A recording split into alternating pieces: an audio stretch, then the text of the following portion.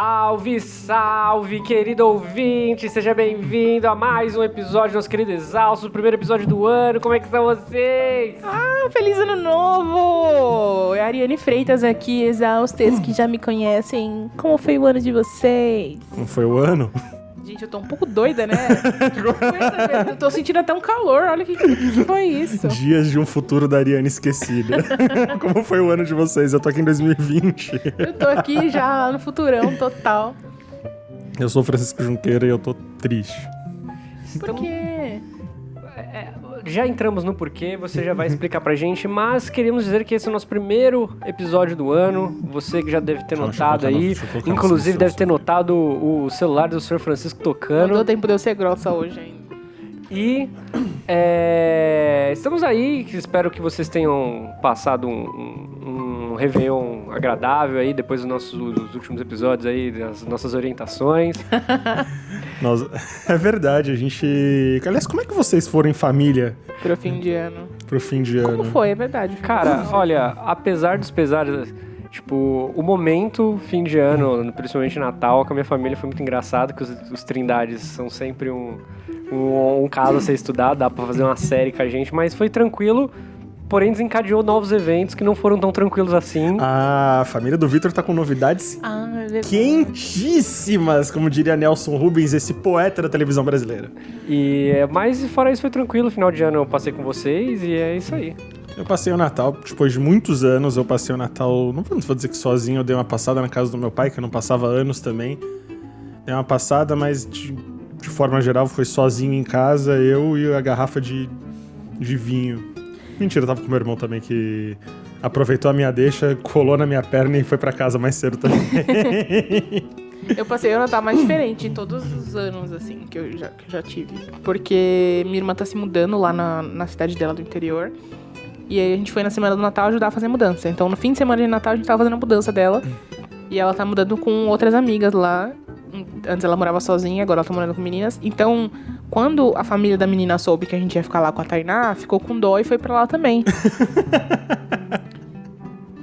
Pelo menos foi isso que eu fiquei sabendo. E era a família Buscapé? Não, era uma família muito legal. E aí, imagina, duas famílias que não se conhecem. Tipo assim, família, eu, meu pai, minha mãe, minha irmã e a cachorra.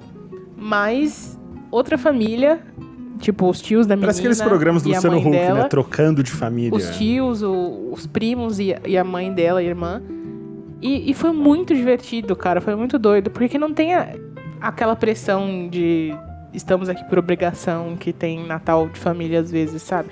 Porque, se bem que nenhum de nós teve o Natal tradicionalzão. Você teve, mas teve o drama, então foi legal. O ano novo, porém, nós passamos juntos e eu queria manifestar publicamente que a gente, entre 1000 atividades, a gente tava jogando um jogo que...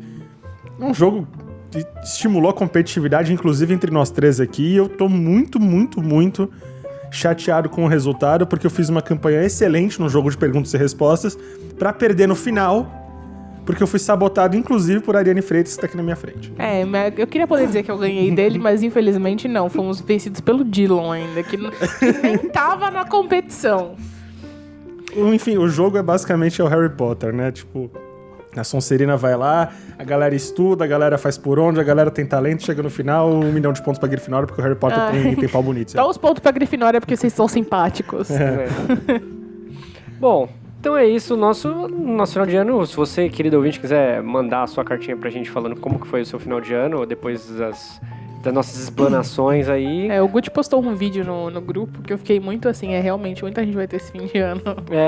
Todo mundo querendo se matar. Eu achei sensacional. Eu não sei, eu não vi muitas pessoas, pelo menos, sei lá, nas redes sociais que eu participo, eu não cheguei a ver muitos relatos desse tipo de coisa ter acontecido, que é o que a gente esperava, mas eu não vi, né? Porém, isso está totalmente atrelado ao nosso tema de hoje, que é autocuidado. Autocuidado e autopreservação. Mas antes de tudo, não se esqueçam que nós estamos nas redes sociais. Estamos todos exaustos@gmail.com se você quiser mandar a sua história. Estamos exaustos no Instagram e exaustospod no Twitter e no Facebook, ok? Hoje nós vamos falar de autocuidado porque afinal janeiro, o ano acabou de começar, né? Tá todo mundo pensando, fazendo resolução, olhando as metas que venceu, as metas que ainda vão continuar pelo próximo ano. Fazendo um balanço de danos. E eu acho que é importante a gente ter essa movimentação. de parar pra pensar o que a gente pode fazer por si mesmo. E eu acho que esse era o melhor momento pra gente falar sobre isso. Eu tô fazendo no Indiretas um desafio de 30 dias de autocuidado, falando disso todos os dias, porque eu acho que as pessoas estão mais suscetíveis a falar sobre isso agora e a pensar nisso agora. Normalmente a gente se deixa pra depois. A gente acaba entrando num piloto automático depois de determinado momento e a gente simplesmente se acostuma. E se acostumar, se habituar, não é necessariamente se cuidar, porque você pode estar habituado a uma rotina, inclusive, nociva. E se cuidar também está muito atrelado ao se expor, né? Porque a partir do momento que você baixa a guarda, que é o que as redes sociais hoje constantemente forçam a gente a se expor, baixar a guarda, as pessoas têm acesso à sua intimidade e isso pode ser um autocuidado que você deve ter constantemente, sobre até onde você delimita o seu autocuidado, até onde vai isso. E o que a gente deixa entrar, né? Porque com essa facilidade da comunicação e tudo, a gente tem acesso a todo tipo de pessoa, todo tipo de opinião. Isso não é necessariamente uma energia, já entrando nessa seara de substantivo, uma energia positiva para o nosso dia a dia, porque a gente... Eu tava comentando com a Ari, inclusive, eu tava revendo a entrevista que o Porchat fez com o Jô. E em algum momento o Porchat pergunta pro Jô, esse monstro da televisão, se ele se incomodava com as críticas. E o Jô olhou pra ele e falou: cara, qualquer pessoa, não importa quão famosa, quão anônima que seja, que diz que não se importa, ela tá mentindo. Porque a gente já falou disso algumas vezes também. Apesar de todos os elogios, de toda a confiança que você tem no seu trabalho, basta uma crítica para começar a reverberar tudo, sim, e você de repente esquece. Imagina você esquecer que você é o Jô Soares.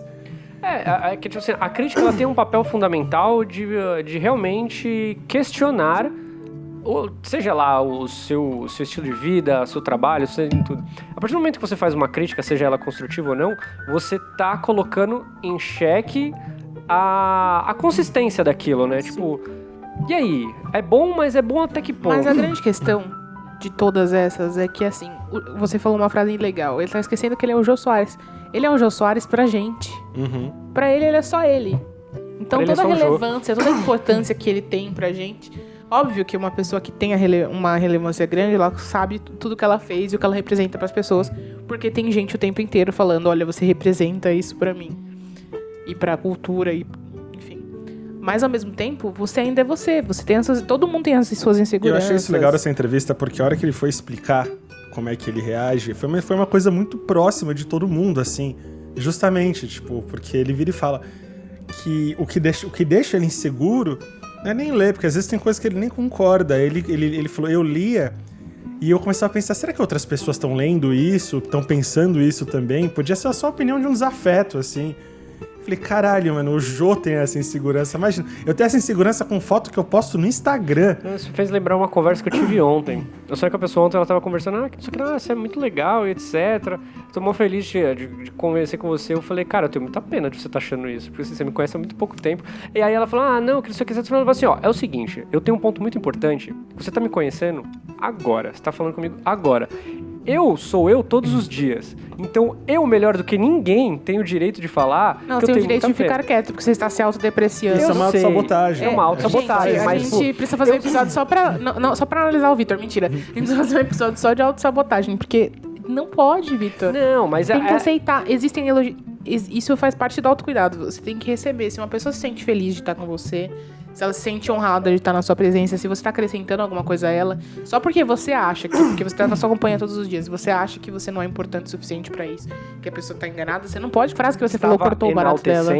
Calma lá. Mas às vezes, por exemplo, eu viro e mexo, passo por isso, eu já contei aqui, quando as pessoas elas vêm fazer qualquer elogio pra mim, e eu tenho uma dificuldade gigantesca em receber o elogio, porque pra gente é sempre muito maior, né? Eu já tô tão acostumado a me ver de outro jeito, assim, daqui pra baixo, vamos dizer assim, que quando alguém vem elogiar, eu aciono irracionalmente, não é um movimento voluntário, uma autodefesa. Porque o que assim, se eu for racionalizar isso, o que a minha cabeça tá fazendo? A minha cabeça tá triggerando um medo que eu tô sentindo de uma expectativa que essa pessoa pode estar tendo a meu respeito e eu tenho medo de não cumprir. Então, o que a gente faz? A gente tenta lower expectations. A gente tenta pegar a expectativa dessa pessoa, jogar pra baixo. O que a gente acha que é expectativa também, a gente tenta se jogar pra baixo. Por quê? Se a gente não atender, porque isso é um risco de acontecer, a expectativa da pessoa, tudo bem, o jogo empatou, era o que eu esperava. Por outro lado, se acontecer algo a mais, mesmo assim, melhor, eu tô completamente seguro. Só que isso não é necessariamente positivo. Mas você não tá completamente seguro. Você não tá completamente seguro. Porque a impressão que você passa pra pessoa, você não consegue interferir nessa impressão simplesmente dizendo isso não é verdade. É como a pessoa te vê. Então, assim, a gente pega um elogio e a gente transforma em responsabilidade. Essa é a grande questão. Isso. A gente toma aquilo como se fosse uma obrigação manter naquele padrão que a pessoa criou ali. Porque o nosso padrão é diferente da pessoa.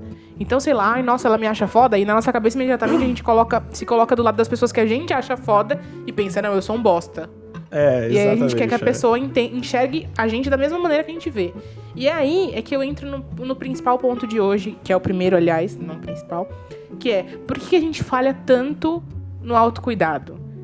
E é o que acontece, a gente tem uma vida corrida, né? Pelo menos a gente tá aqui em São Paulo, tem mesmo quem tá desempregado tem um cotidiano acelerado, a gente tem muita coisa pra fazer, tá com coisas na cabeça o tempo inteiro, tem amigos, tem muita coisa pra balancear, e a gente esquece de se colocar no meio da lista de prioridades. E a gente é tão educado pra isso que a gente meio que se sente culpado quando a gente se coloca como prioridade, quando a gente se egoísta, olha, né?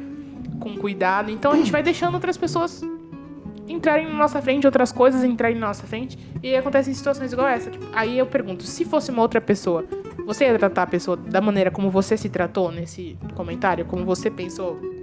Como você tentou diminuir você mesmo? Quando não sei, porque, tipo, particularmente... Sim, o Vitor, eu imagino que sim. Não, na realidade, é que, tipo assim, já é uma coisa mais da educação minha. Eu não tenho muito hábito de elogiar pessoas, tipo assim... Calma aqui. O senhor do vento! Eu falei que ia acontecer. É melhor deixar tudo aberto ou fechado. Deixa assim, já foi. Agora o ouvinte já vai entender que a gente tá sendo assombrado. Vai ficar o episódio inteiro esse choro no Não tem fundo. problema. Essa banshee aqui. Então, continuando.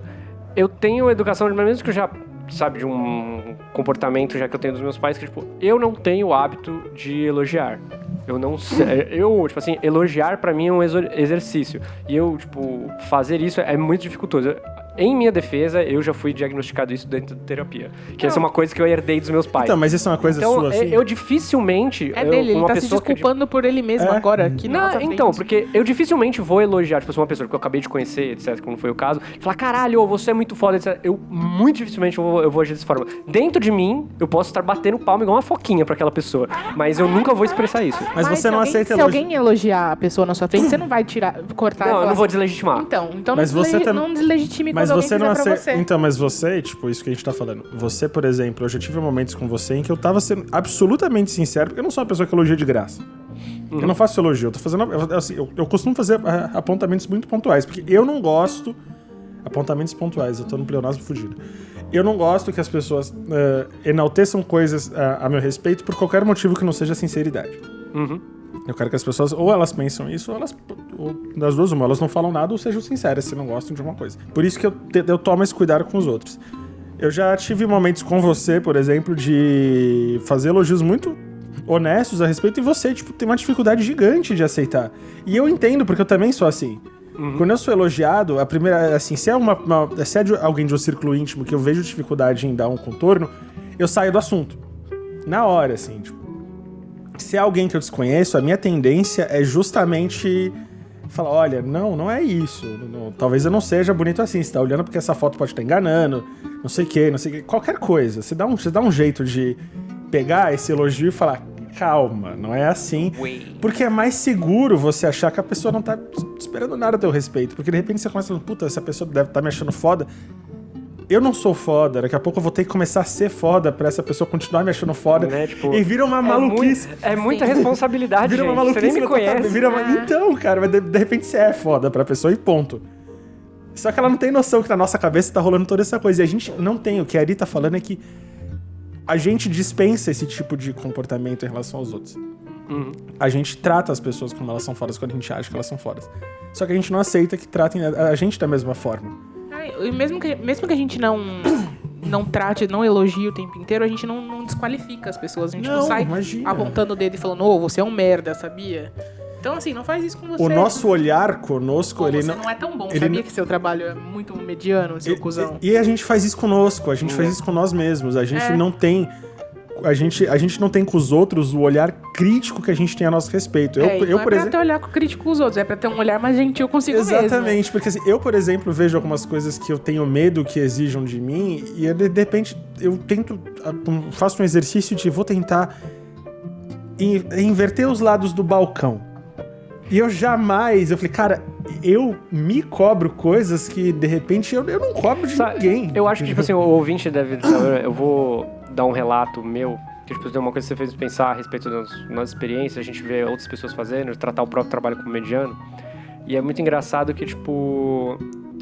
Por exemplo, uma situação que eu já me peguei muitas vezes. Eu trabalho com colorismo digital e etc. E quando eu aprendi a fazer determinadas coisas, tipo, sei lá, mapear cor dentro do software, eu demorei muito pra aprender isso, eu exercitei muito e etc. E, porra, minha coluna doeu pra caralho, eu fiquei horas e horas sentado, ouvi um monte de... Tentava de novo, fazia. Então, tipo, aí hoje, quando eu vejo outra pessoa fazendo, eu falei, olha que filha da puta, ele também sabe fazer isso, ai que desgraça.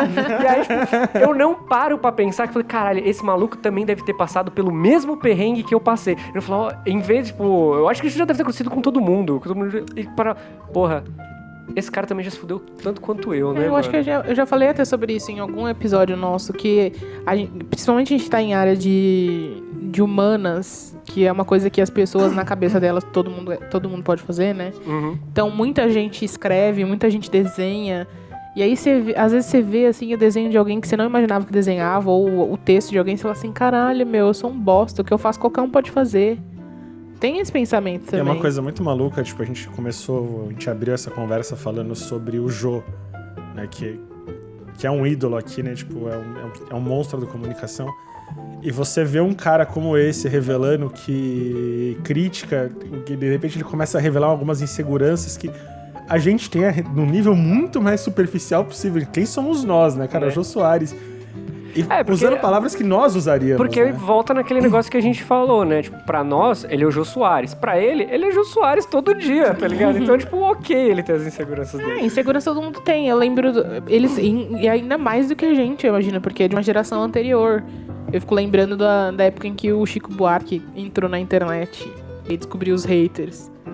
Que até então, eles eram de uma geração em que só... as pessoas cultuavam Chico Buarque, não existem críticas. Tipo assim, existem críticas, mas elas são blindadas, não chega no cara. Tipo, eu e você. Ou elas não pegam força. Eu e você sentado aqui falando mal do Chico Buarque, foda-se, ele tá lá na casa dele, no palácio maravilhoso, se preocupando, colhendo os frutos de seu sucesso e sendo foda. Todo mundo venera. Agora, eu e você, né, na geração internet, estamos aqui sentados falando mal no comentário da foto dele no Instagram. Então ele tá vendo a gente xingar ele. Sim. Ele tá. Tipo assim, na época nem era Instagram ainda, acho que foi YouTube. Não lembro o que foi que aconteceu, faz muito tempo também. Mas é que ele saiu das redes sociais porque é uma geração que não estava preparada pra isso. Já estava acostumado com outro... Com a blindagem social que, sei lá, o alto patamar priva eles. Eu acho que isso, de certa forma, é bom pra gente, porque a gente tá acostumado já a se preparar pra receber muitas coisas, tanto positivas quanto negativas. Mas, ao mesmo tempo, é um ambiente tóxico. Porque muitas vezes a gente acha que sabe filtrar essas coisas e não sabe. Então, trazendo pro nosso assunto, acho que a nossa primeira... Tô falando do nosso assunto. Então, a nossa primeira coisa de autocuidado, então, é um jeito que, como a gente se olha, talvez, como um olhar mais carinhoso a nosso respeito. A gente precisa ter um olhar mais carinhoso ao nosso respeito. E a partir com esse olhar mais carinhoso que a gente começa a fazer uma série de outras coisas que são basicamente trabalhar pra si mesmo. Empenhar pelo menos... o que eu tava falando. Todo mundo tem 15 minutos.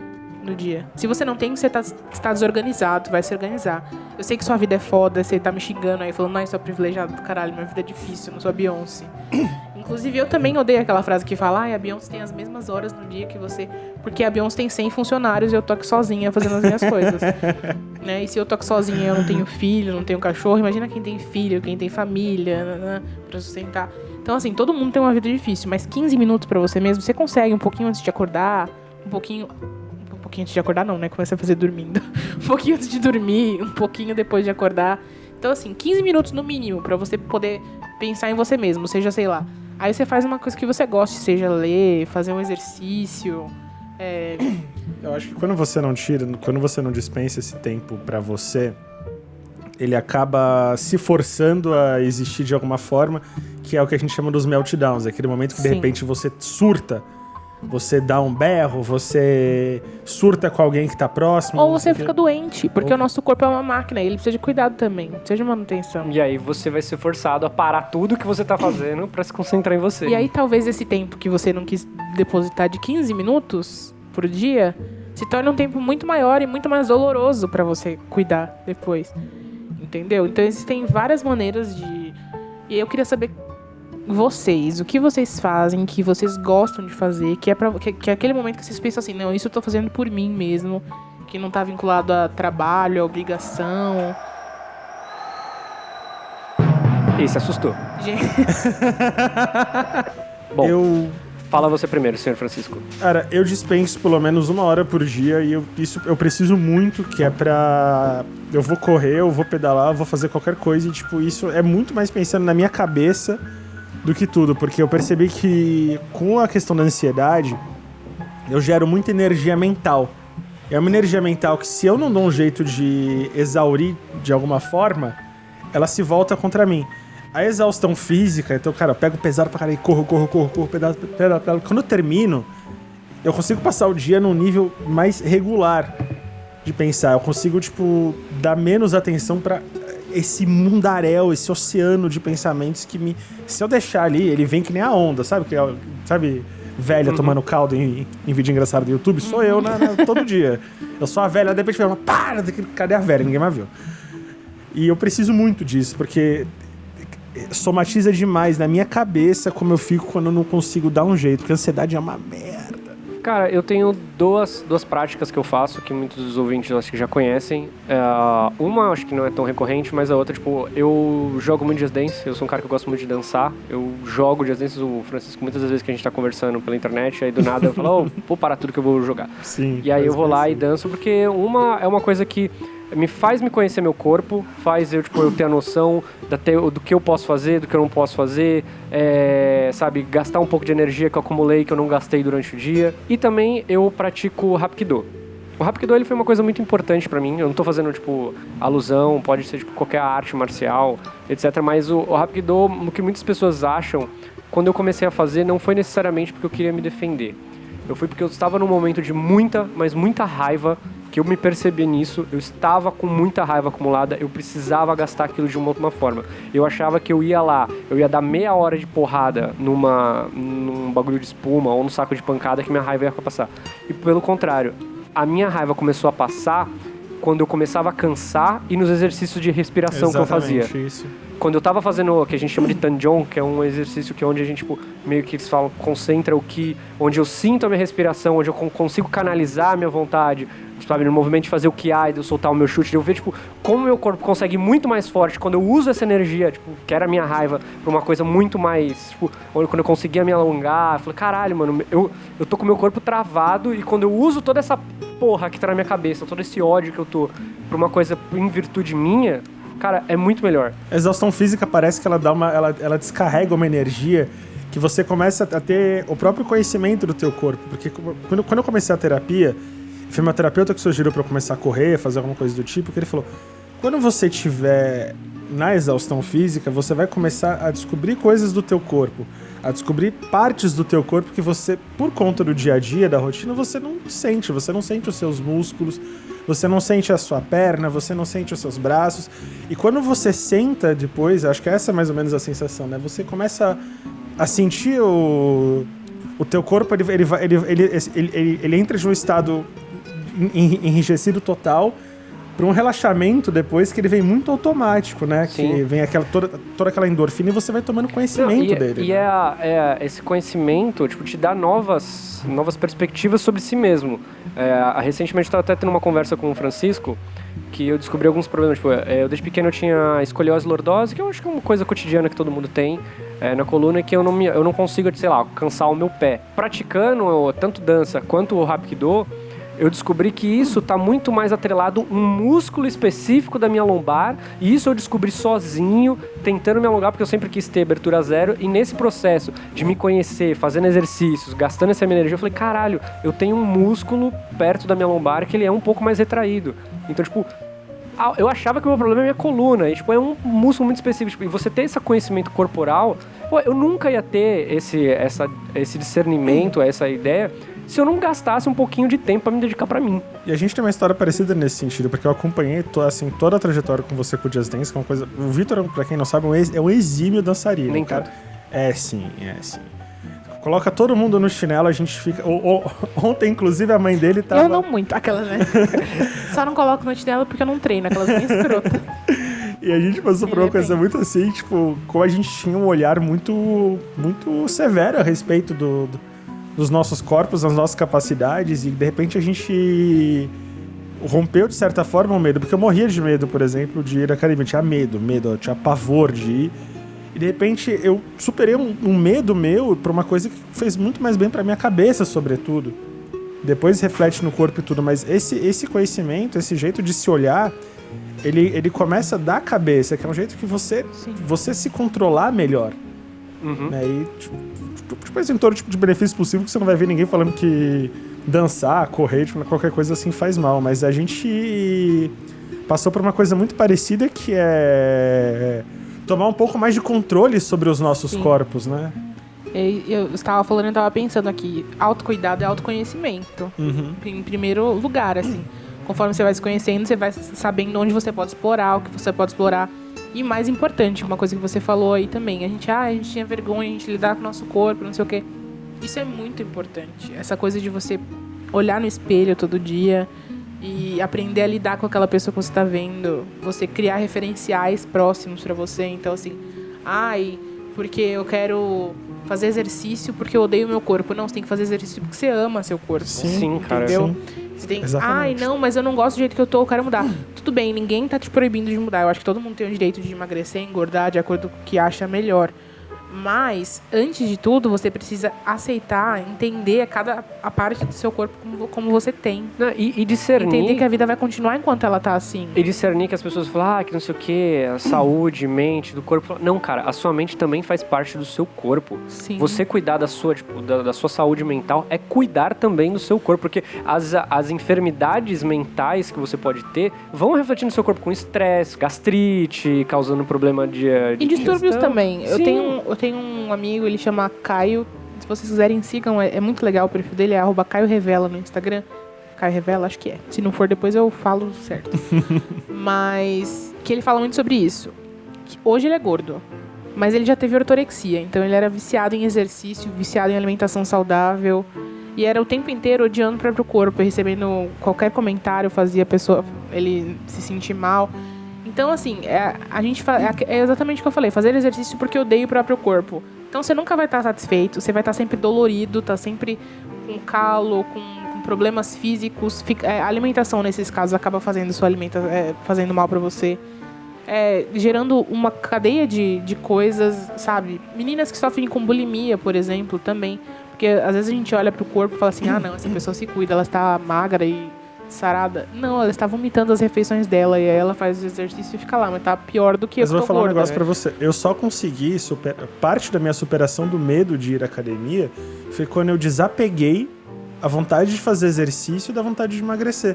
Quando eu comecei a fazer exercício completamente alheio ao fato de se eu vou emagrecer ou não, o negócio fluiu maravilhosamente. Você foi tipo, numa vontade genuína de querer fazer aquilo. Olha, eu vou exatamente o que eu tô começar a fazer, e quando eu comecei de fato, quando começou a vir essa questão da endorfina, essa questão de você lidar com a ansiedade, o resto o que vem depois disso é um detalhe, porque faz um bem primeiro pra cabeça.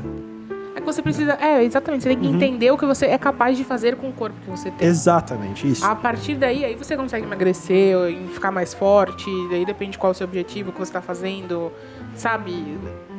que exercício você quer fazer. Tem tantas meninas incríveis que dançam, meninas gordas, meninas magras, que fazem pole dance, que dançam. Não, tudo. No próprio Just Dance agora, 2019, foram introduzidas três músicas novas que são coreógrafas plus size. Que é muito legal ver, tipo, elas dançam tipo, que no gordo também não consegue fazer. Não, consegue fazer e tá gente. Fazendo ali. Que está, limitação nada a ver, sabe? Essas limitações as pessoas colocam coisa da cabeça das pessoas. Essa coisa de querer sempre alinhar saúde ao corpo magro e doença ao corpo gordo. E não parar de pensar e olhar por dentro o que tá se passando ali naquela pessoa. E aí, isso ninguém vai poder fazer por você. A pressão de fora sempre vai existir. E isso eu falando aqui da pessoa que lutou contra isso a vida inteira, que já tomou remédio pra emagrecer pra caramba, já fez 1 milhão de dietas. Então, assim, a cobrança das pessoas de fora nunca vai parar. Nunca alguém... As pessoas são sempre muito insatisfeitas com a maneira como a gente tá. Mas aí eu descobri uma coisa há algum tempo, que é... As pessoas, elas não estão insatisfeitas porque você é gordo, porque elas estão preocupadas com a sua saúde e tudo mais. Elas estão insatisfeitas porque você consegue ser feliz do jeito que você é, enquanto elas estão se matando para entrar dentro de um padrão e não conseguem ficar felizes. E a gente consegue dar um rumo depois que a gente desapega justamente desse tipo de coisa. Quando eu tava assim na questão da academia, todas as vezes que eu falei que anos atrás que eu falava agora eu vou entrar na academia porque agora eu vou emagrecer, eu não ia porque não era uma coisa que eu tava realmente 100%, eu não tava satisfeito, eu tinha medo porque eu vou chegar lá, de repente assim, quando eu comecei a cagar pra isso, falei, cara, vou e o que vier daí, foda-se. Foi quando eu comecei a criar a vontade de ir, e de fato é uma coisa que você fica muito mais apegada no teu próprio corpo do que nunca. E quando você para de fazer, você começa a sentir os seus músculos dos braços, das pernas, assim, você começa a sentir eles dando nós quase, porque não tô fazendo nada faz tempo, faz uma semana que eu não vou correr, não vou pedalar, não vou escalar, não vou fazer qualquer coisa. E o meu corpo quer. E como é gratificante quando você consegue uma coisa que você estava buscando, mas, não por qualquer coisa. É, uma meta que você estabeleceu pra si mesmo. Porque, assim, eu quero fazer isso. Ou, eu quero, conseguir correr tantos metros em 1 hora. É uma meta minha. Eu quero fazer isso. Por quê? Não interessa, é porque eu quero, né? Eu simplesmente quero. E quando você consegue, fala, eu consigo. Olha como eu sou, eu tenho que ser grato, é isso que eu tenho que chamar corpo. Olha como esse corpo é incrível, olha para os lugares que ele me leva, olha as coisas que ele faz por mim. A gente não é nada assim, nosso corpo. Não, esse seu corpo, assim, o nosso corpo, ele tem uma habilidade, a gente explora muito pouco que a gente pode fazer. Quando eu comecei a correr, a fazer as coisas, cara, vira e mexe, eu direto mando foto pro Vitor e pra Ari, não é pouco. Eu comecei sem conseguir meia hora direito. Sim. Hoje eu faço 70. E se eu não paro, eu falo, ok, 70 é melhor eu parar antes que eu comece a pecar pelo excesso. Machucar, né? Eu preciso parar agora, mas, cara, se eu voltar agora 1 ano, 2 anos atrás, eu chegava eu falava, cara, nunca vou conseguir fazer 40 minutos isso aqui. Eu falava isso pra mim. Aí chegou uma hora que eu falei, cara, não é possível, dá pra fazer. E de repente, quando você passa, hoje, assim todo mundo que me pergunta direto, fala com uma senhora de academia, eu falei, cara, passou de 10 minutos, que é quando o teu corpo ele começa a tentar te convencer que não vai rolar. Uhum. Aí você força um pouquinho, não precisa exagerar, força um pouquinho. Passou de 10 minutos, vai chegar em 15. Se você conseguir fazer 16, eu sempre coloco 16. A partir daí ele vai, e você não sente mais incômodo, você não sente mais nada. E vai. Falando nisso, eu vi recentemente, até nos episódios do Mamilos atrás, que estão falando até mais sobre esse coisa de corpo. Eu vi, foi uma coisa que eu associei depois, foi um pós-associação, que eu vi um relato da Cris Bartz relatando sobre o parto dela, quando ela teve o filho dela, que ela falou, caralho, mano, o meu corpo conseguiu produzir uma vida. Se eu consigo fazer isso, eu consigo qualquer coisa. E aí, eu fiquei... Tá, beleza. É uma experiência que eu nunca vou ter, por ser homem, etc. Não me associei isso na hora. Só que o engraçado é que nesse mesmo dia eu fui jogar Just Dance, tava um calor insuportável. Eu até me exaltei lá no Twitter. Caiu duro, postou no Instagram. Cara, estava um calor fudido. Eu me prontifiquei em, fazer a dança mais difícil que tinha lá. Cara, eu consegui. E aí, eu falei, caralho, está um calor. Dificilmente eu acho que teria alguma pessoa que se prontificaria a tentar fazer isso. Eu consegui fazer a porra da dança mais difícil, consegui tirar a nota máxima. Nesse calor, eu falei, mano, agora faz sentido. Caralho, eu tenho que ter muito respeito pelo meu corpo, porque, tipo, ele me proporciona umas coisas muito bacanas, velho. E, tipo, e é isso que você tem que ter um cuidado, tipo, e respeitar, tipo, as suas próprias conquistas, etc. Olha, eu tô falando uma coisa totalmente contraditória que eu tava falando há 20 minutos atrás. O que me dá um tiro? Gente, a vida é assim, a gente evolui. Então, e outra coisa, tipo, quando você tá nessa, a gente tem uma experiência mais ou menos parecida, você começa a fazer as pazes com algumas coisas que são fisiológicas também. Eu quando comecei com essa coisa, vou correr, vou pedalar, não sei o que, tipo, é uma coisa que tem que ser pesada e tudo, no começo eu ficava muito incomodado com a transpiração. E hoje eu percebo que é uma das coisas que eu mais gosto. Cara, eu saio encharcado, juro pra vocês. A camiseta parece que eu pulei num rio. E essa era uma coisa que me incomodava profundamente. Eu ficava tipo, caralho, suado. Hoje é uma das coisas que eu paro e olho e falei, cara, eu sei que eu tô gostando muito, é uma sensação muito boa, tipo, de você, tipo, sentir aquilo tudo é seu ali, tipo, você transpirar, o suor do rosto caindo no... E faz um bem do caralho, assim, tipo, eu sei que quando eu paro, eu sei que somatiza na minha pele, por exemplo, eu começo a ter 1000 coisinhas quando eu não tô conseguindo fazer e quando eu tô surtando, meu irmão vira e fala, você foi correr, você foi fazer alguma coisa? Eu falei, não, tô uma semana sem. Ele fala, é isso, você tá pirando porque você tá parado. Tá, a gente tá falando muito aqui, mas a Ari não tá falando muito pouco. O que você faz pra si? É que ela perguntou, a gente se empolgou. Não, eu gostei de ouvir vocês falando. Eu não faço exercício, eu já fiz. Fazia academia, sempre odiei, porque é aquela coisa, você entra na academia e tem aquela cobrança imediata pra emagrecer. E eu não gosto eu assim, me sentia muito dolorida e tal, mas eu senti tanta falta quando acabou, e acabou, não foi nem porque eu parei, foi porque meu personal mudou. E eu preciso ter alguém lá pra me fazer ir. Porque, em resumo, eu me sinto bem depois que eu faço exercício, porque, enfim, acho que dificilmente alguém não vai se sentir bem, faz bem, a gente libera endorfina, o corpo precisa disso. Então, embora eu não gostasse, eu ia e fazia, e ele era uma pessoa muito legal. Aí ele mudou pra longe, eu não encontrei outra pessoa pra fazer junto comigo, não tinha obrigação de ir, não vou obrigar, só se tiver um... mas isso aí foi de um campo que a gente citou, que nós fazemos, falar agora. Físico. E aí, assim, eu acho muito legal, porque nessa parte do exercício, a gente começou dizendo sim pra uma coisa que a gente normalmente diria não. Então a gente ousou fazer algo diferente e a nossa vida mudou por causa disso. A nossa não, de vocês, que a minha eu já parei o exercício e já tô uma anta de novo. Mas Deus não comanda aí, né? Um dia, quem sabe. Eu adoro dançar, eu morro de vontade de encontrar um lugar pra fazer um curso. Mas eu acho que, assim, é um dos exemplos que eu vou dar, inclusive, no guia que eu tô fazendo do Indiretas, que é nem que seja um jazz dance, sabe? É pra você, como você vai dançar, não importa se é, tipo, num grupo profissional ou você treinando em casa no jazz dance, porque as pessoas diminuem, acham, porque é jogo, não é sério. Não, é legal sim, é aquele momento pra você que está se curtindo, tá liberando endorfina, tá fazendo coisas divertidas. Essa pessoa que fala que é jogo, eu devia tentar. Eu, por exemplo, em face da Ariane e do Vitor, eu não consigo de jeito nenhum, eu não me sinto nem um pouco... Eu sou ruim, tá, gente? Eu falei brincando. Eu não me sinto nem um pouco à vontade. Tipo, eu acho que a única vez que eu consegui completar uma música no Jazz Dance foi anos atrás, na festa da irmã da Ari. Foi. Que fui eu e um outro amigo meu, que é tão travado quanto eu. E a gente fez um pacto. Vamos um contra o outro aqui, porque mais travado que eu, só você, eu e o Guga. E quem viu, viu. Quem não viu, nunca mais vai ver. Saudades desse dia. Porque eu fico... Vem, assim, todas as inseguranças que eu tinha antes, inclusive, de começar a academia, elas vêm de volta. Porque, caralho, eu não sei me movimentar, eu não sei... De repente, o meu corpo, que tô aqui falando um monte, ele de repente parece que ele trava. Eu viro um boneco, um espantalhão, um bonecão de neve, eu não consigo fazer nada. Você vê que você é um analfabeto motor. Exatamente. Que é aquilo que eu falei... E falo em todo episódio praticamente que autoestima é construção. Então, não importa que a gente esteja bem já num aspecto da vida, que a gente já tenha construído aquela autoestima ali. Porque em outro lugar a gente pode ter a insegurança com a mesma coisa. Tipo, estou ótimo com o meu corpo, posso ir pra academia, me sinto bem, sei o quanto ele é bom.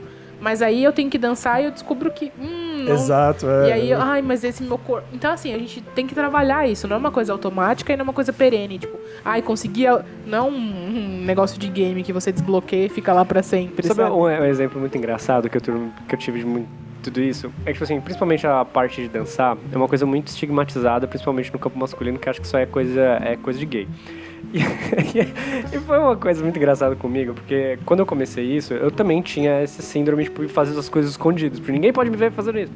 E aí, com o tempo, eu fui notando que fazer isso, ir mais além, tipo, sei lá, quebra um pouco mais a mão, rebola mais um pouco, joga um pouquinho mais a perna. Isso foi me dando condição física. E eu vi que isso estava refletindo na minha vida sexual. Que aí eu via que o meu desempenho sexual melhorava. Sabe que é por isso que eu sinto falta da academia também, né? Então, porque umas reboladas legal que a gente... Aí você vê que você começa a fazer algumas coisas, tipo, sei lá, minha estamina durante o ato sexual tava mais, eu conseguia, tipo, sei lá, fazer um movimento, uma posição que eu não conseguia fazer. Aí as pessoas começam a dar um feedback, me falam, pô, que legal, né? Aí você vem e fala assim, então, eu fiz isso porque eu danço. Aí eu falei, caralho. E eu estava, muita gente fica se bloqueando de fazer algumas coisas que gostam, que vão te dar outros resultados, ou outros benefícios, que você nem imagina que vai Por vir. exemplo, homens, vocês têm próstata, deixem estimular o seu cozinho, não tenham medo. Calma lá. Calma, isso é assunto delicado. Você tá falando aí? Eu tô brincando. A gente tá arrombando paradigmas. Ai, gente, não era pra eu ter entrado nesse assunto, até esqueci o que eu ia falar de sério. A gente tava falando de autocuidado, você já tá passando um pouquinho do limite. Mas é autocuidado. É autocuidado, porque quando você for velho, você vai precisar começar a fazer isso antes que algum médico precise fazer. Não Quer dizer, o médico vai precisar fazer de qualquer maneira. Tomara que você chegue até a idade do médico. É que a gente entra naquela seara de que fala assim, ó, isso aqui é um cu, isso aqui é uma parte muito delicada. Você tem que levar em consideração quem é você na minha vida pra querer passar desse limite. Gente, eu acho que... Esse episódio tava pronto pra ir pro Discovery Health, a gente acabou de mandar o caralho de novo. O último vídeo do PC Siqueira, acho que foi o último vídeo do ano passado, que ele fala de implante de cabelo lá, eu não lembro qual que é. Ele termina falando isso, falando assim, gente, já tô velho, daqui pouco tempo já vou ter que ir no médico pra ele enfiar o dedo do meu cu, então o dedo do cu do médico de outra pessoa, o que é? Vamos experimentar, né, meu? Não, é por isso que eu ainda acho que tem que haver o respeito. Se você tiver nessa seara aí de que, e aí, vamos dar uma cutucada, mano, vai com calma, que às vezes você não é a pessoa indicada pra querer fazer isso pra essa pessoa. Aliás, eu tenho um comentário que eu quero fazer nesse podcast aqui, pra nós três, e eu acho que tem que ser uma meta de 2019, eu acho que a gente é muito moralista. O quê? A gente tem que se desapegar um pouco dos moralismos. Não, eu sou nem um pouco moralista. Você é moralista pra caralho. Você é, e eu vou dizer mais. Eu também sou, todos e nós, eu sei os três. que eu sou. Nós somos muito moralistas. Eu quero que a gente faça um episódio sobre poliamor esse ano, de cabeça aberta. Eu só vou ouvir, eu vou falar, vou ouvir, gente. Não, você vai interagir, porque você é um homem adulto e maduro. Nós temos traumas, Vitor. Nós temos traumas, a gente tem que lidar, porque parte do nosso moralismo é extremamente associado Inclusive, aos nossos nossos traumas. Inclusive, eu já até pensei num casal de amigos que eu quero chamar pra vir falar aqui, eu vou convidar. Justamente com essa história de poliamor que a gente fica falando contra, tudo também é um esporro. Eu acho que um casal super bem resolvido, eu fiquei quieto porque eu não tinha argumento racional pra eu chutei o poliamor aqui, porque é o assunto que é mais fácil de provar que a gente é moralista, porque a gente tem vários comentários. Porque a gente é monogâmico, ok, mas assim, às vezes existe um balanço entre ser monogâmico e ser moralista, sabe? Tem. E a gente é os dois. A gente tá na linha tênue ali. Entendeu? Então a gente precisa desconstruir um pouco também. Tem um personagem do Francisco Milani, da Escolinha do Professor Raimundo, que é o Pedro Pedreira, e ele sempre falava uma coisa: há uma possibilidade de diálogo tênue, mas a gente reflete muitas inseguranças nossas, ou em coisas que nos aconteceram, experiências isoladas nossas que foram traumatizantes, ou em medos de coisas que podem acontecer. E isso volta necessariamente no que a gente está falando sobre como a gente é extremamente severo a nosso respeito em todas as áreas das nossas vidas. Sim. A gente está falando aqui da área afetiva. A gente vira e mexe, troca experiências aqui, a gente conta coisas um pro outro. Vira e mexe, é o que a gente mais faz. É o nosso trabalho, né, basicamente. E a curva comum das histórias mais loucas de nós três aqui é que como nós somos severos nos olhando. E às vezes a gente, um fala pro outro, de repente eu tô falando pro Vitor, não, Vitor, porque essa pessoa não pode te tratar assim, não, Ariane, essa pessoa não aí pode te virou tratar as costas e tá lá deixando alguém Daqui a pouco pisar em cima. justamente, daqui a pouco é um dos dois falando pra mim, falei, cara, é uma inversão de valores inacreditável, eu tava ontem falando. Exatamente, tipo assim, ó, você não pode deixar ela te tratar desse jeito. Aí, tipo, você chega em casa, a pessoa, eu tô com esse pote de cocô aqui, o que você acha que é uma boa ideia? Aí você fala, como pra você. come cocô. Então, isso é foda. Eu tava pensando aqui, vocês perguntam, eu não respondi ainda, né, gente? Eu enrolei pra não responder. É isso que eu tô vendo, você tá no proselitismo aqui. Então, o que acontece? Eu percebi que eu gosto de cuidar de mim e que o maior reflexo de que eu não estou bem psicologicamente, vocês podem ver na minha aparência. Então, assim, você vai me ver, a minha aparência fica mais cansada, Não faço questão de usar maquiagem. Não. Eu sei que... E aí, gente, por favor, não entendam isso errado. Estou falando que você tem que usar maquiagem, você tem que depilar, não sei o que, não sei o que lá. Mas é que pra mim, esse é um momento que me faz bem. Eu gosto muito... Eu odeio depilação, odeio estar lá com a perna aberta, com alguém arrancando um pedaço de mim. Mas a sensação de estar lisinha, plena, eu adoro. Ei, Kurt, como chegou aqui que ela tava contando da depilação. Então, hoje vamos gravar sobre autocuidado. E ao mesmo tempo, esse fim de semana, eu vou na festa da piscina. Aí eu falei assim, eu vou marcar depilação. Porque, enfim, eu tava num momento de tristezas. E assim, eu realmente não me importo em ter pelos. Tipo, graças a Deus, foi uma coisa que eu já desconstruí na vida, assim. Então, assim, tava com a perna maravilhosa, aparecendo, né? Nem vou fazer comparações pra não ser machista. Mas tava com a perna peluda, tava toda peluda. Falei assim, vou marcar depilação, porque quero ir na piscina pleníssima. Quero me sentir confortável no meio de outras pessoas. Porque por mais que eu me sinta à vontade, aí eu tô sempre com pessoas que eu conheço e que eu tenho intimidade. Eu não saio e vou pra casa dos outros de biquíni toda peluda. Não... É tipo aparecer na capa de revista, sabe? Você tem medo de alguém vir xingar. Reverbera em outras questões. E isso foi o que me fez... Não, e inclusive essa outra questão é uma coisa que eu pensei, assim... Eu tô sempre criticando, é pressão estética, não sei o quê. Mas, isso influencia muito ainda. Por mais desconstruída e por mais que eu tenha aprendido a dizer não pras pessoas nesse aspecto... Essa semana mesmo saiu uma matéria sobre a Bruna Linsmeyer na Marie Claire. E aí ela lá, linda, lésbica, maravilhosa, com a axila não depilada. E aí... Aliás, isso saiu na capa da Marie Claire, mas se você entrar no Instagram dela, tem todo dia. Um monte de gente criticando, falando, tão linda, por que faz questão de ser feia? Tudo bem ser sapatão, só não pode ser porca. Não admito, esse feminismo te estragou. Que nojo, feminista. E aí, parece que eu me senti mal quando eu tava me depilando, porque eu tava deitada na cama pensando assim, será que foi isso que me afetou? Porque até então eu tava tranquila. Eu olhei pra aquilo e eu pensei assim, será que eu deixei isso me influenciar? E na verdade não, aí eu pensei, não, eu fiz isso por mim, porque eu gosto de fazer. Lembrei de todas as vezes em que eu tava me sentindo mal, e aí ir no salão me fez bem, porque é aquela coisa, parece que quando eu entro quando eu fico mal, e esse é o ponto, a primeira coisa que eu faço é parar de me cuidar. E muita gente é assim. Tanto é que a depressão é uma coisa é uma doença que faz as pessoas pararem de tomar banho, pararem de querer sair de casa. Dormir excessivamente. Porque a pessoa não vê mais motivo. Pra que eu vou tomar banho? Entendeu? Pra que eu vou... Então, assim, não tô dizendo que eu não tava tomando banho. Tô tomando banho, mas eu não tô me empenhando em me arrumar. Meu cabelo tá feio? Foda-se o cabelo. Essa roupa não tá legal? Foda-se. Qualquer roupa tá bom. E vira um trigger, porque normalmente alguém te aponta alguma coisa assim e você fica pior ainda, Você vai entrando mais... E, assim, eu tenho o privilégio de ter amigos incríveis, então ninguém nunca apontou nada, mas assim, se bem que minha mãe até faz uns comentários, mas é pra ajudar, né? No caso, não é porque é ruim. Alguém precisa te lembrar, te tirar do buraco. Isso é importante também. Mas é importante você se olhar com carinho. Então, assim, estar sempre atento aos seus padrões de o que te faz sair. Então, eu acho que o jeito que eu gosto de me cuidar é me arrumando, principalmente. Eu não sou igual as meninas que hoje estão, assim, loucas dos cuidados de beleza. Não consigo ter uma rotina de creme, não. Preciso, não consigo, muito difícil pra mim. É igual tomar remédio. Mas é muito complicado também, às vezes às vezes você precisa passar um creme, tipo assim, se fossem 3, 4, Fran, eu ia ficar... Mas às vezes eu preciso passar um creme na cara, sabe? Só de ter que passar o creme, ficar 20 minutos, já não é a minha vibe, sabe? Queria. E isso não porque às vezes eu olho pra mim e, por exemplo, eu tenho ovário policístico. E isso que causou o pelo tá crescendo mais. Porque antes não me incomodava, mas agora cresce mais. Então aí incomoda um pouco, porque fica em mais volume ou mais grosso. Não sei explicar, gente. Vocês aí que procurem no Google. E aí agora tô com acne no rosto. Aí eu falei, que merda, caralho. Você já não tá muito bem da autoestima, vem um bagulho assim. Então assim, são pequenas coisas. O que eu posso fazer pra ajudar? Muda a alimentação.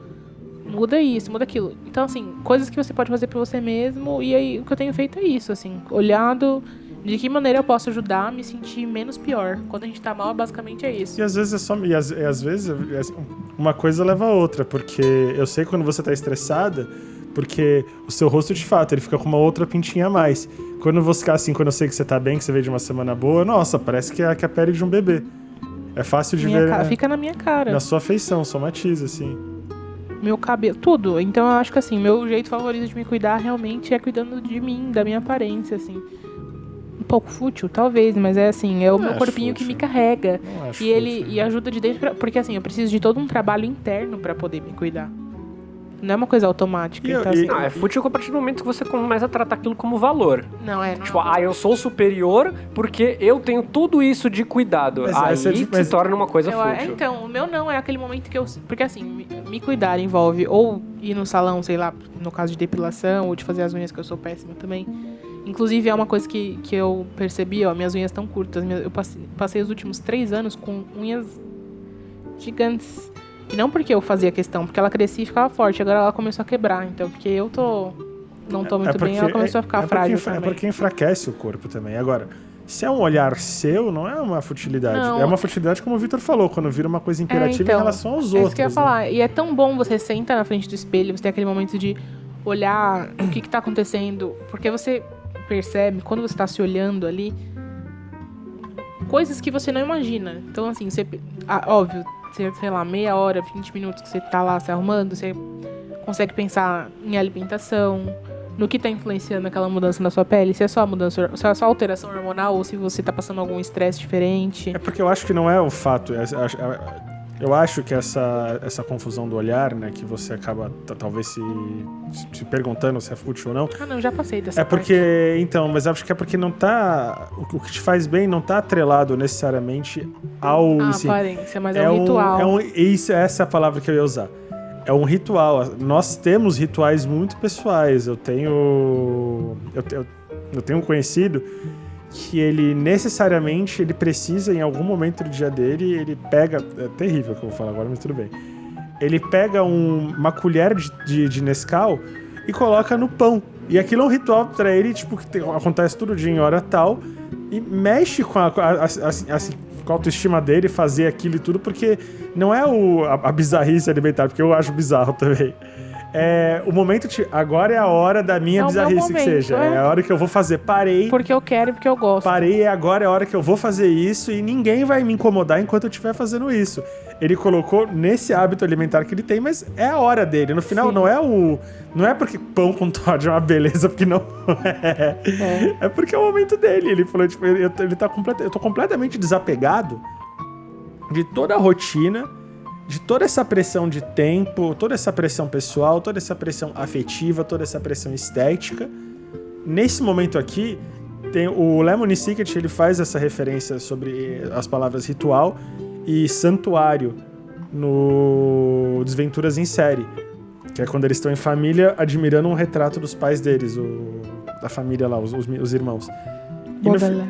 Dos Baudelaire. E no final é isso, é a gente ter o nosso santuário, os nossos rituais em relação a nós mesmos, que são muito diferentes. Evidentemente que quando a gente conta pra alguém que tem outro completamente diferente, talvez essa pessoa não entenda muito bem.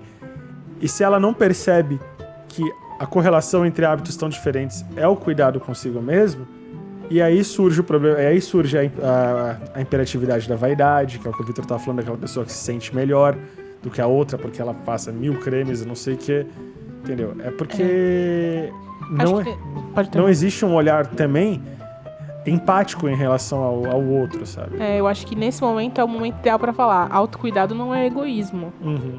Então não dá pra confundir uma coisa com a outra. Você se cuidar não te dá o direito de diminuir os outros, ou de achar que você pode determinar como as outras pessoas vão cuidar delas mesmas, ou parar de se importar com os outros simplesmente porque está se importando com você.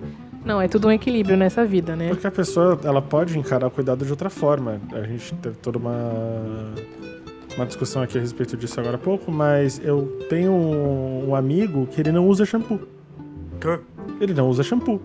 E não tem nada de não higiênico. Ele fala tem que muita não gente pula. que não usa shampoo, Ele simplesmente não usa, foi uma opção que ele fez, ele consegue lidar com... O cabelo fica melhor do que com o cabelo dele, tudo. Pra ele ficou melhor. Eu, por exemplo, não conseguiria.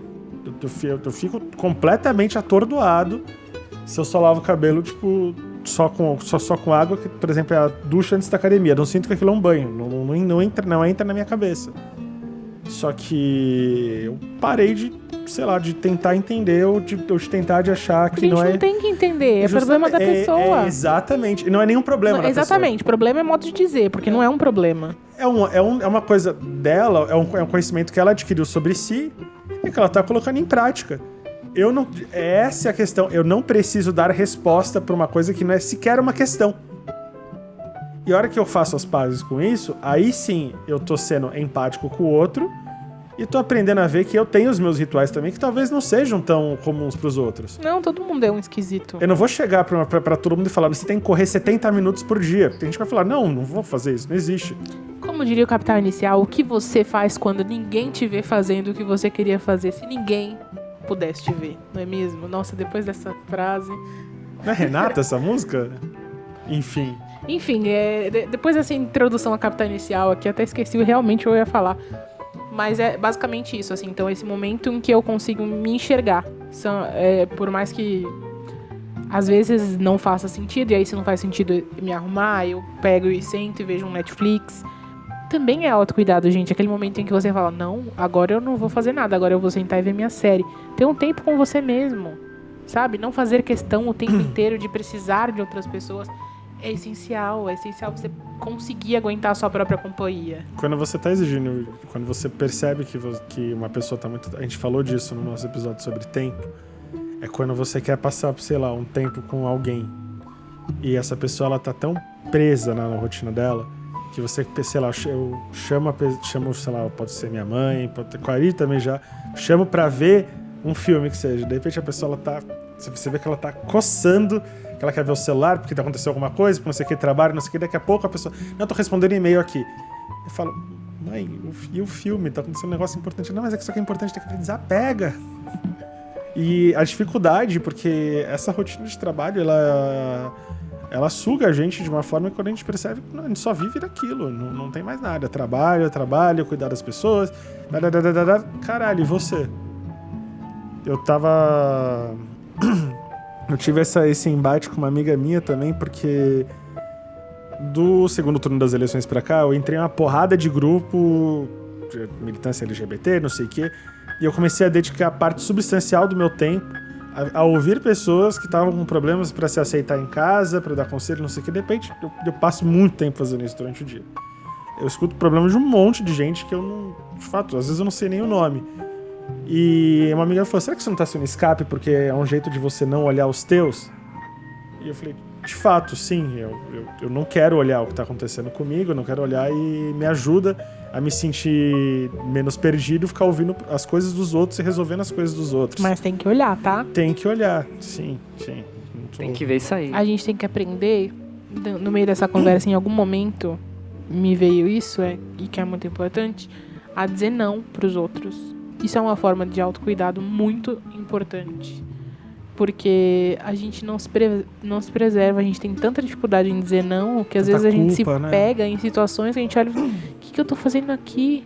De repente você não quer estar no lugar, você não quer aceitar a tua situação, e começa sempre com o não vou dizer não porque é socialmente mais alinhado. Você não vai arrumar um problema social. A gente não quer conflito, né? Não quer conflito, você não quer gerar um problema de grupo, o que seja. De repente, você tá fazendo as coisas... Eu vi muito isso acontecer no nosso grupo de amigos. Que não é mais por você ou mais pelas amizades em si. É pelo senso de grupo. Isso não é nada saudável, porque o senso de grupo não deve existir se você não tá se sentindo bem. Você tem que aprender a dizer não. Isso serve pra família também, porque a gente aceita cada coisa por causa de família. Serve em qualquer situação. Porque se a gente não aprende a colocar limites, a gente vai se pegar a qualquer momento. E eu tenho a sensação, assim, que as piores situações da nossa vida, que não são aquelas em que a gente se jogou impulsivamente, ou porque a gente pensou demais, ou porque a gente pensou de menos, são as que a gente entra por tabela, porque a gente não soube falar não pras pessoas. Então a gente não queria, nem precisaria estar ali. Ou quando você tá num lugar mal-humorado, dando patadas, distribuindo coices, irritado a rodo, e você não estaria assim se você não estivesse ali. E pra que você tá lá? E isso tem sido a guerra com a minha mãe, porque eu parei de aceitar o socialmente conveniente pra família. Eu comecei a parar de aceitar algumas situações que eu só aceitava porque eu não queria conflito familiar. E eu falo não vou, não faço. Não quero, não acho bom, não vai me fazer bem. E quando eu tô conflitando, quando eu aceito o conflito, eu abracei. Agora vai. Agora a merda tá feita, a barata voou. Vamos lá. Eu vejo na argumentação da minha mãe que as insatisfações dela não estão acontecendo a respeito de alguma dor que eu tenha causado afetivamente nela. É na preocupação dela com o status quo da família, com o status quo do grupo. Porque se ela for racionalizar bem, e esse é um exercício que eu tento fazer com ela, não tá gerando um problema seríssimo nas relações interpessoais. Familiares, o fato de eu estar ausente, o fato de... As coisas não vão deixar de acontecer. Sim. O que vai acontecer é que eu não estarei chateado, com cara de cu, mal-humorado, distribuindo patada ou a noite inteira no celular por estar ali. Tipo, eu vou estar... Pelo contrário, eu mandei inclusive uma mensagem ótima de ano novo pra minha família, coisa que eu não fazia há anos, olhando pra eles. Às vezes é isso. Às vezes a gente deixa de fazer uma coisa que a gente podia estar fazendo, que era importante, pra ir fazer uma coisa que a gente simplesmente não teve coragem de falar, olha, ou não vai rolar, ou não é pra mim, ou simplesmente não tô afim, sabe? Porque às vezes a gente não... Eu entendo que existem situações em que a gente precisa se desafiar, sabe? Tipo, não tô afim, mas vou mesmo assim, porque essa pessoa é minha companheira, faz tudo por mim e tal. Mas só se for uma coisa que não te causa desconforto. Se for só preguiça, por exemplo. Se for algo que realmente te causa desconforto, que vai te fazer se sentir mal lá, não, porque o que acontece? Pensando em relacionamento, por exemplo, você vai fazer isso agora, enquanto vocês estão bem. Não, eu vou lá porque ela pediu, eu não quero... Peraí, meu Deus, tá coçando. Eu não quero brigar com ela e ela vai ficar mal se eu falar não, então eu vou. Aí fica lá com cara de cu o negócio inteiro. Ou às vezes nem fica com cara de cu, mas por dentro tá se corroendo. O que é pior ainda, eu acho. Gente que consegue dissimular. Na primeira oportunidade, na primeira vez que esse relacionamento tiver um problema, tudo aquilo que você engoliu, todos os nãos que você engoliu, eles vêm. Não, mas... E aí destroem uma coisa que não precisava ser tão grande. Cria um problema que não precisava ser tão grande. Mas aí vai da racionalização que a pessoa fez pra se propor fazer isso. Porque, tipo assim, não necessariamente ir num local que você quer, que você gosta, por outra pessoa, necessariamente é uma coisa ruim. Tipo, você tem que pensar no benefício ou na balança, tipo, do jogo, do relacionamento, quanto que isso está pesando. Tipo, sei lá, vai pra um seminário sobre logística de alimentos, sei lá, tô falando. E aí, tipo, seu namorado falou, me acompanha. Se você não entende nada, aquilo vai ser um porre pra você em qualquer situação. Mas, é a pessoa que tá ali do seu lado todos os dias. Se você não fazer esse ponderamento antes, aí vai desencadear. Mas sabe o que acontece? Você vai pensar, eu fiz isso por você. Não, eu fiz isso por você. Na primeira mancada que a pessoa fizer com você. Mas aí você tem que ter... Eu não tô falando só de ir em lugares, né? Ir em lugares é um exemplo, mas você diz não em diversas situações. Tem sei lá, em experimentações sexuais e comidas e várias coisas. Eu tava ouvindo um episódio aleatório do Nerdcast enquanto eu tava jogando, eles estavam falando justamente disso. E o Frederico Carsten, ele tava falando assim do aniversário de 40 anos dele. Que ele pegou, bateu colherinha no copo pra propor um drink. E ele juntou todo mundo, juntou a família dele, juntou a esposa dele, juntou todos ali e ele virou: eu acabei de fazer 40 anos, eu não vou fazer mais nada que eu não queira fazer. Mãe, não vou na sua casa no meio do ano, não sei o quê. Esposa, nós não vamos pra casa dos seus pais fora de eventos extremamente comemorativos. E no final, beleza, eu entendo o que você tá falando, porque eu também acho que a gente tem que ser flexível nesse sentido, mas se você deixa isso acumular, isso perde o seu controle porque vira uma coisa só social, no primeiro esquinho de fim de ano que alguém resolver descarregar... Tudo aquilo que você se esforçou pra construir, então, dizendo... Por isso que eu acho que isso tem que estar muito bem consolidado, refletido na sua cabeça quando você se propor a fazer. Você não sabe que não tá bem consolidado até você explodir. Até porque você sabe que tá bem consolidado, porque se você, por acaso... quando você tem a possibilidade de dizer não. Se tá bem consolidado e você não quiser ir em algum lugar ou fazer alguma coisa, o não vai ser um problema. Se a possibilidade de não for um problema, você sabe que não tá tão bem. Eu não tô falando de, por exemplo, formatura de uma pessoa que você gosta, uma coisa que tem uma vez na vida. É importante, você vai saber que é. Agora, o seminário, não sei o que. É um momento, às vezes, da pessoa também. Às vezes, exigir isso de você, tipo... Mas nessa situação que eu tô dizendo, ela fala, me acompanha lá, vai comigo. Aí, tipo, você olha a sua situação. Tá.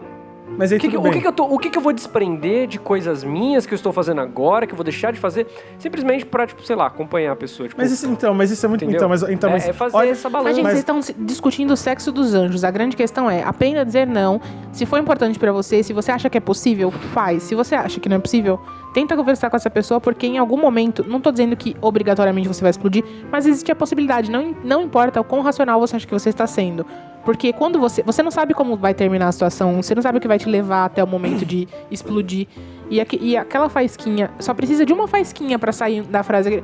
Tudo que eu fiz por você, entendeu? Só precisa de uma faísca. A gente conversa muito, quando a gente fala das nossas mães, a respeito de gentilezas que nós aceitamos todos os dias e que... Elas cobram depois, né? E que é cobrado depois, e que no momento você vira e fala, eu prefiro não receber. Eu prefiro que não faça por mim, porque isso vai virar um débito daqui a 2 dias, no primeiro conflito que a gente tiver, ele normalmente acontece, então eu prefiro não fazer. Então uma coisa é assim, eu tô me propondo a fazer algo porque eu gosto de você, talvez seja algo que em outra situação eu não fizesse, mas é por pura questão de companheirismo, não é social.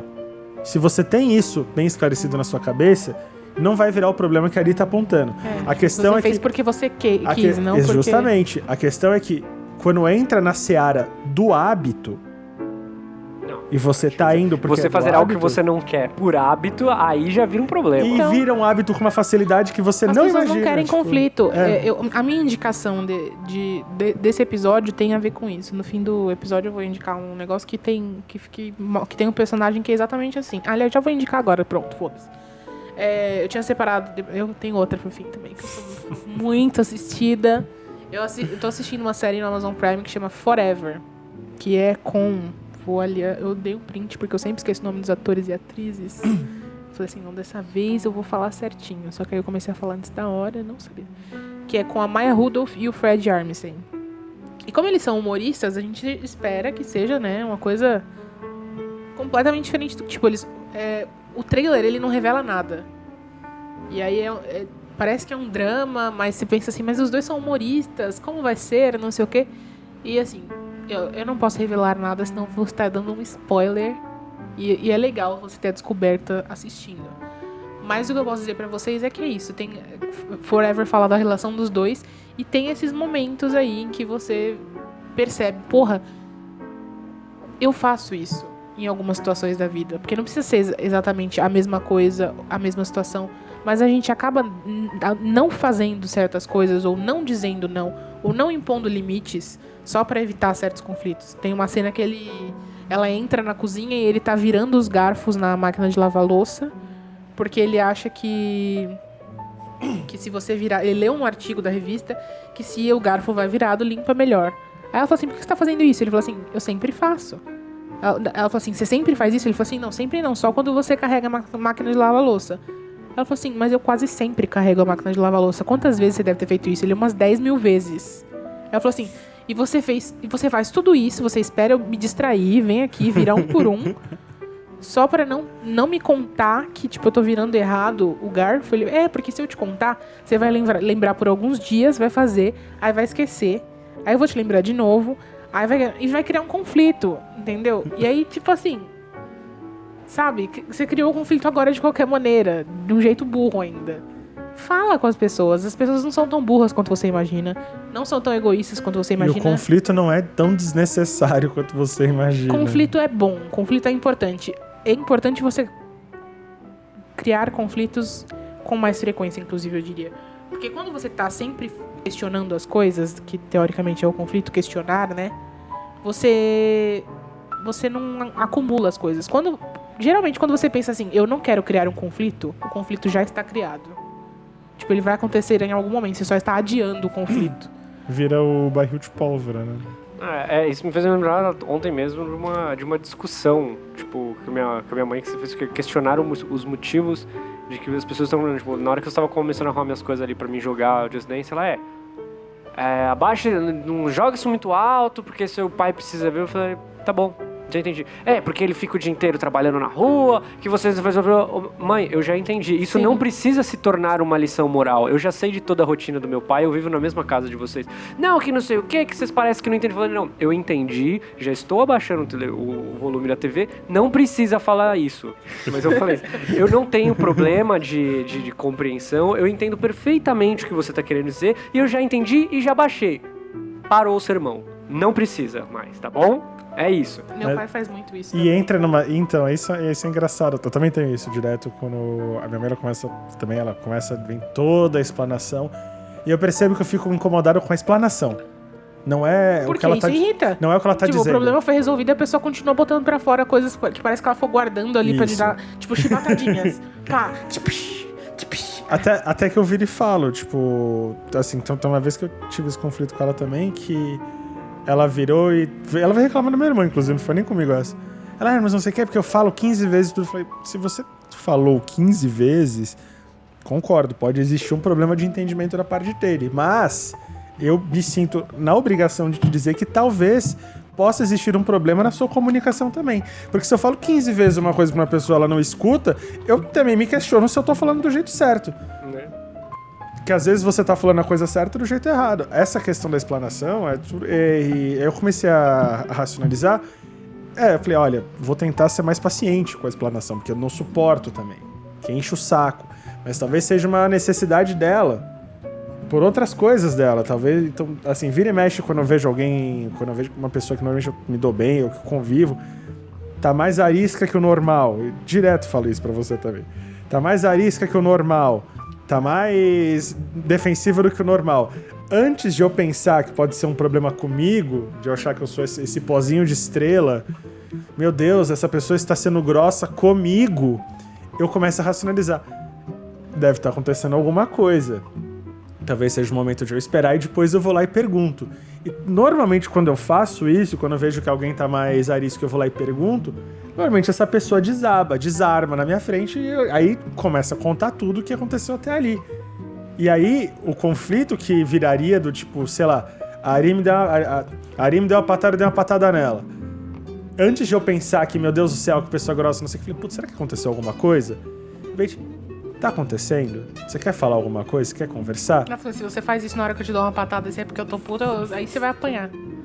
A minha mãe, eu sempre acho que assim, a minha mãe, praticamente todos os meus namoros, quando vem assim, eu sempre respiro e pergunto, aconteceu alguma coisa hoje? Aí a pessoa, antes dela vir com a vontade de me bater, porque eu sei que vem, porque eu faço uma cara bem insuportável, porque fulano, falei, então o problema é de fulano, não é um problema comigo, vamos conversar sobre fulano, nem que a gente tem que ficar aqui falando a noite inteira mal de fulano. Só que você tem que entender que a culpa é do fulano e não minha, ok? Pacificamos isso? Pacificamos. Rolou o conflito? Rolou. Agora a gente tá os dois aqui falando mal do fulano e tá todo mundo bem. Sim, porque rolou calma e não. Então aprendemos a dizer não, é muito importante, gente. Muito importante dizer não pra pessoas que fazem mal pra gente. Então se você tá numa relação que você percebe que a pessoa tá te fazendo mal e aí você continua lá só por medo de ficar sozinho, aprende a dizer não, sabe? Se você percebe que você tá numa relação aí com um amigo, parente, ou o que quer que seja, em que só você cede, o outro lado não, aprende a dizer não, vamos cortar.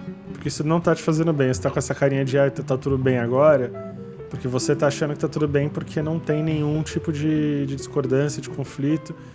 Começa a pensar bem tudo que você tenha aberto mão, coisas que você não faria se essa escolha permanecesse só nas tuas mãos e se você não se sentisse culpado por escolher. Diga não pra trabalhos que não fazem sentido, sabe? Vai tirando as coisas que não fazem sentido do seu caminho. Então, assim, uma das coisas que eu tava falando sobre se observar, é importante também se descobrir as coisas que estão te causando mais estresse, que estão desequilibrando mais a sua vida, pra poder tirar essas coisas dela.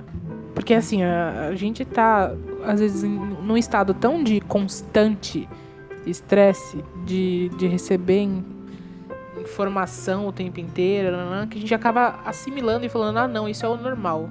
E não é normal. Não é. Evidentemente que algumas coisas... a gente precisa descobrir o que é que tá causando isso. Evidentemente algumas coisas são muito atreladas à rotina e a gente não tem poder de mudar. Eu não posso sair do conforto do meu apartamento e até o motorista que acha que ficar buzinando na minha porta vai fazer com que o trânsito seja mais rápido. Ainda que a minha vontade seja sair do meu apartamento com uma caixa de ovos e pilhar o carro dele até ele ir embora. Não posso fazer isso porque eu ainda não sou um selvagem. Então... Seria meu sonho, aquela... Seria Nossa, eu tenho muita vontade, quando eu tô editando um podcast... Não sei, que é exatamente na hora que eu tô editando, passa a porra do carro e o cara fica, tipo, dando várias buzininhas pra, sei lá, alguém atender ele. E, mano, é sempre isso. Eu tô querendo ouvir, aí fica... Aí, tipo, eu falo, caralho, não parou. Aí daqui a pouco... Aí eu vejo a porra do cara tá parado. Eu falei, gente, para de buzinar, desce da porra do carro, vai lá e toca a merda da campainha. Sei lá. É, eu tenho esse problema e pior que esse, eu não posso fazer nada, porque eu penso assim, o coitado tá trabalhando com o carro dos ovos. Ah, que faça aqui na porta? Não é que ele passa, ele fica 1 hora parado na porta. E é O muito ouvinte alto, parece dentro do meu escritório. Eu acho que o ouvinte já deve ter ouvido o carro dos ovos aqui. Com certeza. Engraçado ele não tá aqui. Acho que ele vem de quarta, né? A gente tá gravando outro dia hoje. Eu acho que a gente falou bastante, dá pra falar como... Assim como assim como o amor próprio, o autocuidado é um assunto que dá pra falar, tipo... por vários programas, porque existem várias maneiras de cuidar de si mesmo. Passamos um recado. A gente deu, assim, a dica é janeiro, tá todo mundo começando aí. Cria um hábito, porque não basta assim, pensei em autocuidado hoje, agora é só em janeiro do ano que vem. Não. É começar a exercitar isso, fazer todos os dias um pouquinho, pra você criar o hábito e se tornar uma coisa normal. Você não pode se abandonar e esperar o corpo pedir socorro, pelo amor de Deus, ou a mente, né? E você tem que se esforçar para criar um hábito. Isso hábito, ele não cria sozinho. Ele tem um estudo que, tipo, em média, para um hábito virar um hábito, você tem que fazer uma atividade, essa mesma atividade mais ou menos durante 20 dias, porque durante 20 dias ele realmente vai ser um esforço que você vai estar fazendo. Em média, da partir do 20º dia, realmente vai ter virado um hábito. Você vai automaticamente fazer aquilo. Você já vai estar condicionado a fazer. Eu acho interessante também atrelar essa conversa ao que a gente conversou sobre no Ano Novo, que cuidado na hora de você se imbuir dessa vontade de criar o hábito, de você não associar isso diretamente à expectativa do que vai acontecer ao final dele. O que você vai ter como resultado final. Porque isso pode gerar um tipo de frustração, um tipo de decepção. E muitas vezes nós estamos no aguardo da frustração ou da decepção para dizer nunca mais. Então, antes de você pensar num resultado final, pense em como você vai chegar lá. Projetar os passos é muito mais importante do que o chegar no destino final. No final, os meios, assim como se diz em direito, os meios têm que justificar o fim, nunca os fins os meios. Exatamente. E olha que a gente nem começou a falar sobre, tipo, autoexposição e etc. Não é a gente muita pincelou coisa. um pouquinho, é muita coisa. Vou fazer um convite, vou fazer um auto jabá aqui, porque tô tendo muito trabalho pra fazer isso, então vejam lá. Mas vejam lá no Instagram do Indireta se você gostou do tema, obviamente. Se você não gostou, você pode mandar a gente se fuder. Mas vejam lá, tô fazendo todos os dias um post contando... São 30 dias, então começou no dia 1º, vai até o fim do mês. Começou dia 2, vai até o fim do mês. E aí cada dia um passo pra você começar a se cuidar melhor. E é exatamente a ideia por causa disso que o Vitor falou, porque a gente tem que fazer todos os dias pra poder criar o hábito. Então a ideia é em janeiro a gente se forçar pra que nos outros meses isso saia organicamente. Estão todos convidados. Eu falo do feminino lá, porque o público é muito maior de mulheres. E eu já percebi que os homens não respondem abertamente, então... Mas estão todos convidados, tá? A gente tem que falar de masculinidade Mulher tóxica mulher e homem pode se cuidar igual, tá bom, meus amores? E aí, quais são as indicações de vocês? Eu deixo vocês começarem. Vai você primeiro. Cara, eu vou indicar uma coisa que ficou me pentelhando na cabeça depois que me fez refletir a respeito. Eu vou indicar a série Irmão do Jorel. Ai, eu amo! Fui eu que criei essa semente, fui eu. Aí, ó, tá certo. Pior que foi mesmo. Eu já tinha ouvido falar de Irmão do Jorel, inclusive na faculdade, e, tipo, não é que eu tava resistente a assistir, eu só, tipo, eu não tenho muito ímpeto pra assistir animações. E aí eu me ouvi... E é uma coisa muito genuína que... Do tipo de humor que é colocado no Irmão do Jorel é exatamente o desmantelamento do argumento de que o humor precisa ofender alguém. Não, no Irmão do Jorel ninguém tá sendo ofendido, sabe? É aquele tipo de humor, tipo, que é a essência do humor. Que muitas você vê muito humorista fracassado hoje em dia nas mídias falando que o humor precisa ofender. Não precisa, cara. Tem lá... Esse papo de politicamente correto, né? Que o politicamente incorreto acabou com o humor. O Irmão do Jorel é divertidíssimo. E, cara, é muito bom. Então, eu recomendo o Irmão do Jorel. E eu acho que só isso. Irmão de Jorel eu amo muito, gente. Inclusive, maratonei agora nesse fim de ano. Vi as 3 temporadas. Fiquei tipo assim, ai meu Deus, quero mais, por favor, saia logo o resto da terceira. E é engraçado porque tem momentos super emocionantes, assim, se você assistir, tipo, é feito pra ser infantil, mas pra ser pra família. Então, assim, você enxerga a complexidade, você enxerga a sua avó ali, você enxerga a vizinha, você enxerga a crush da infância. São muitas situações engraçadas, nonsense e ao mesmo tempo reais. Mas, enfim. Eu já indiquei o Forever, da Amazon Prime, então eu acho que vocês deveriam assistir também. Primeiro, não se esqueçam, tá, gente? Saiu a última temporada de Desventuras em Série na Netflix. Vamos chorar muito. Já chorei, agora é a vez de vocês. Mas, mais que isso, tem uma série... É outra série que eu também... Na verdade, eu posso falar, porque as pessoas falaram muito na timeline, então dá pra falar. Que se chama You, Você, que saiu na Netflix. E que é um terror, né? Teoricamente, um drama, terror, o que é aquilo, não sei explicar. Que é a história de um stalker. O cara, ele se apaixona pela menina à primeira vista, quando ela vai Foi você que falou dessa pra gente recentemente. Foi, eu falei no Twitter. Se apaixona pela menina à primeira vista, e aí ele começa a stalkear ela. E aí tem umas coisas muito loucas, assim. Eu fiquei perturbada no começo, porque eu falei assim, é violência, né? Eu acho stalker uma forma de violência horrível. De saber que tem alguém observando ali, eu fico muito desconfortável. Mas ao mesmo tempo que eu achei super desconfortável, eu não conseguia parar de ver. Eu queria saber o que ia acontecer. E aí tem várias situações que você olha que te fazem refletir sobre a vida e sobre quantas vezes a gente não se colocou no lugar da vítima, quando na verdade a gente estava sendo cuzão, ou quantas vezes a pessoa que foi cuzão na qual a gente não estava se colocando no lugar da vítima, como algumas pessoas têm a visão completamente distorcida da realidade. No caso dele, ele é um psicopata, né? Mas assim, existem essas coisas em menor grau na vida da gente, e eu gostei muito de assistir por causa disso. Então, algumas pessoas não conseguiram, ficaram irritadas, porque é meio arrastado, tem uma narração e tal, mas eu gostei muito. Tem um momento que troca o ponto de vista, né, de quem tá narrando, muda o narrador. Eu gostei bastante, eu acho que vocês poderiam assistir, que é bem legal. E lembra de Gossip Girl ainda, que é bem da hora. Gossip Girl não é aquele do diário da adolescente? É, esse mesmo. Como é que foi? SBT que traduziu por... Era. O diário da adolescente. A garota da fofoca. A garota... Calma, tá vindo. A garota do blog. Isso! É a Ari, a garota do blog. Eu não! A minha indicação é uma que tá há um tempo no Netflix já. Eu falei exaustivamente já com os meninos aqui sobre...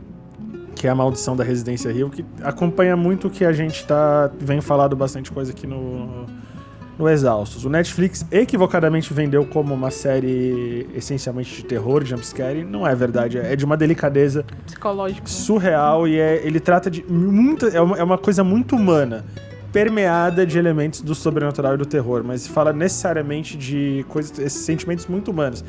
Do isolamento mesmo entre amigos e familiares, coisa que a gente conversa muito aqui, de como a gente, assim, de como o lado profissional e o casamento podem elevar a gente para um estado ou de hipocrisia ou de anestesia, e é uma metáfora muito, muito, muito bacana a respeito dos nossos laços maternos, dos nossos laços com a mãe e do rompimento desse cordão umbilical filho-mãe que a gente tá conversando bastante aqui também. Então, assim, é de uma delicadeza estética, eu gostei muito do casting, entendeu? Tipo, muito legal.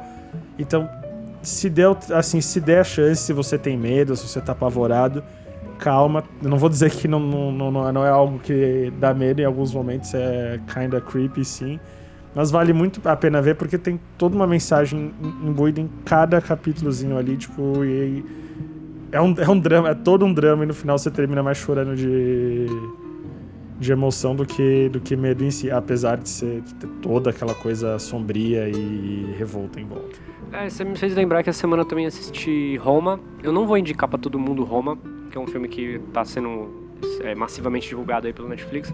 Mas ele é um filme importante, que eu acho que não acho que todo mundo deveria assistir, mas as pessoas, principalmente que trabalham com audiovisual, assim como eu, deveriam assistir, porque é um trabalho do Cuarón que ele usa uma linguagem muito específica do cinema latino, que a gente não explora muito, que eu notei isso assistindo. Porque além dele ser um filme que ele tem uma narrativa muito lenta, ele quebra alguns padrões, principalmente da protagonista ser maravilhosamente linda. Ela é exatamente o biotipo específico do latino-americano, sabe? Com um corpo com bastante curva, mas não curva saliente, mas, sabe, tipo, uma típica latina, uma pessoa baixa, de pele bronzeada. É uma empregada de uma casa que reflete muito de como que era naquela década a importância de uma empregada dentro de uma casa e como a responsabilidade dela, como as pessoas se jogavam a responsabilidade. E a forma de narrar aquilo é muito, muito específica, porque o Cuarón ele trabalha muito com planos abertos. Não tem plano fechado, não tem close, quase nenhum. O que te força a ficar muito tempo assistindo, que torna o exercício de assistir um pouco exaustivo às vezes. Mas você vê que a linguagem ela é muito bem utilizada para você prestar atenção nos detalhes, para prestar atenção no que as pessoas estão fazendo, porque tem muito pouco diálogo e tem muito mais ação. Então você tem um plano gigantesco lá assistindo e você precisar ficar olhando para onde a coisa está acontecendo, para você perceber o que ele está querendo dizer com aquilo. Eu odeio isso. É muito bom. É difícil, né? Não, é difícil, mas é um exercício muito bom. É difícil. E eu queria só fazer também uma indicação. Se você tiver a oportunidade, a possibilidade de assistir Venom, não assista. Assista Aquaman no lugar, que é legal. É lindo. Eu não assisti ainda. Não é lindo, né? Mas é legal. A gente precisa assistir o Aquaman. Assistam, gente. Inclusive, o cinema do Shopping Penha tá bem melhor. E é baratinho. Dicas Maltini, hashtag econômicas. E é isso, então. Finalizamos? Só mais uma última indicação. O Vitor fez no Instagram dele um vídeo muito bacana, tipo, com uns closes muito aleatórios, que eu vi ele fazendo, inclusive, e o trabalho final dele ficou muito bem feito. E só reiterando o trampo da Aline Girates, que tá bem legal também, então vão acompanhar os dois, que são pessoas muito talentosas. Obrigado. É isso, então, muito obrigado. Espero ouvir você, querido ouvinte. Eu espero poder falar com você, querido ouvinte, semana que vem. Estamos aí. Estamos aí. Eu dei uma bronca porque a gente não pode rejeitar elogio, então eu só vou falar obrigada, mas eu fiquei com vergonha. Os dois estão aqui horrorizados. Quase engolindo o microfone. Que eu citei os dois aqui. Boa noite. Boa noite não, que vocês não têm dia, tarde, noite, não importa o que vocês estão fazendo aí. Não se esqueçam que estamos nas redes sociais, Twitter, Twitter Exaustos Pod, Facebook Exaustos Pod, Instagram Estamos Exaustos e tchau. Até.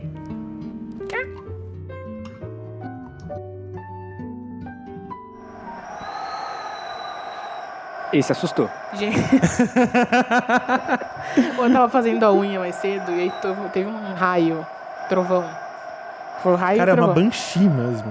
Sério, mano? Como você dorme aqui, Ari? Eu deixo a janela fechada direito, no caso. Nossa, gente. Foi incompetência do Vitor? Eu falei que se deixar o vão aberto vai fazer barulho. Peraí que eu vou dar uma olhadinha. Ou a gente deixa tudo aberto, ou a gente deixa tudo fechado. Porque a minha, quando fica tudo fechado, ela faz isso também. Não. Desse jeito, não.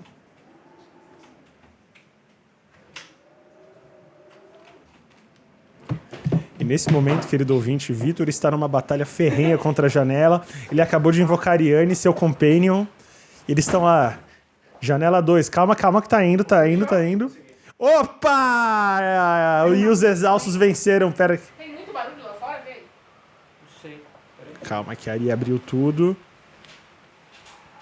Vamos ver se tem muito barulho. Não sei, né? Vamos testar. Vitor não sabe. Tá. Não, acho que não. Bom, primeiro dia do ano, pode deixar assim. As plantas estão agitadas. Primeiro dia do ano, a gente vai testar fazer um laboratório aqui, você fazer aquele clima de chuva. Tá muito calor aqui. Então você, querido ouvinte, dá o feedback pra gente o quanto que esse som de chuva ao fundo te incomoda, ou se eu preciso substituir o som de chuva pela track de fundo que eu geralmente coloco de jazz. Mas som de chuva dá um aspecto meio Djavan pro episódio, não é eu, tudo você, ruim. 2 filhos, um cachorro, a chuvinha batendo.